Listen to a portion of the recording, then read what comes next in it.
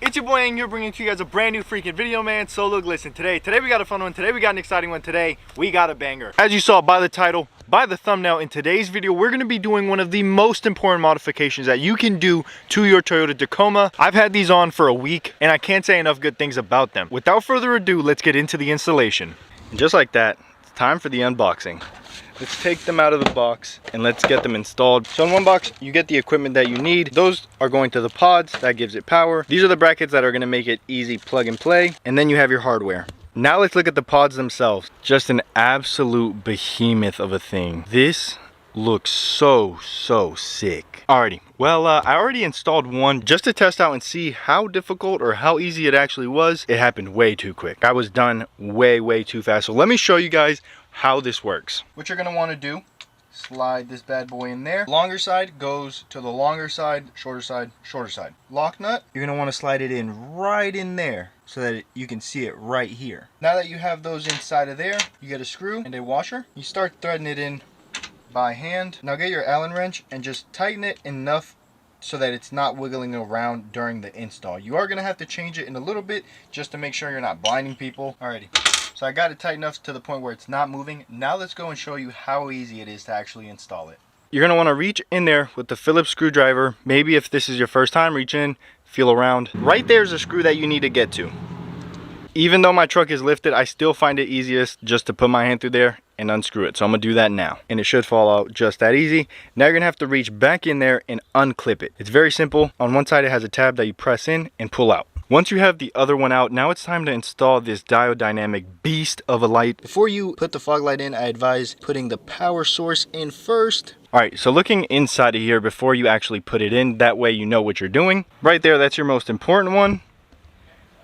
And then these two help you line up. And by these two, I mean these two. We're going to bring the fog light in, clip it in this way, line it up this way, and then hand tight the screw on this end. Once you have the screw started with your hand, now it's time to get the trusty old screwdriver and tighten it up. Once you have everything plugged in, turn it on, make sure it does work.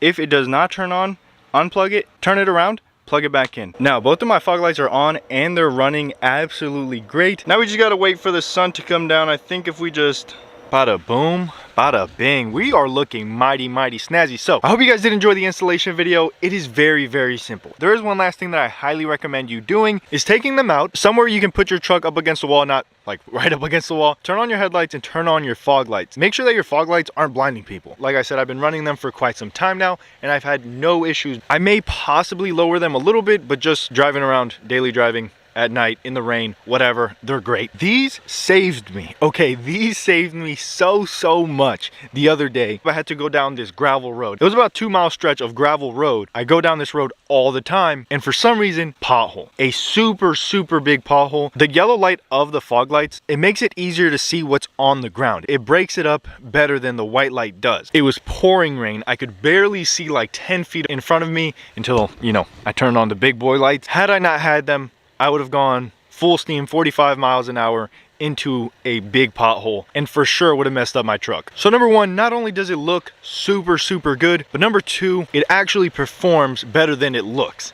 And that's hard to do. As you guys know, we're coming up on the holidays. They are having their biggest sale ever. You have to go check out the deals. It is mind-blowing how good of a price they're offering, both on the fog lights and the ditch lights. If you have to get one, pick up the fog lights. You will not regret it. I'll go ahead and turn on the fog lights and then I'll show you the ditch lights as well. So those are just my headlights. Now that's my headlights and my fog lights. Headlights, fog lights, and ditch lights. So as you guys can see, this is a back road. These are the worst. These are the worst type of roads, at least where I live. So as you guys can see, just regular headlights, but when I turn on my fog lights, I can see way much more. Diode dynamics, you guys are doing it right. Now looking at it from the front, well, I'm just holding up my camera because I can't really make eye contact with it. It is super bright. Do not miss out. Go down below, check out their website. Their specials are live now, so you can literally get the best price on these right now. If you enjoyed, please leave a like, a comment, and a subscription. It's been your boy. I'm out here liking out here. I'll see you tomorrow. Peace.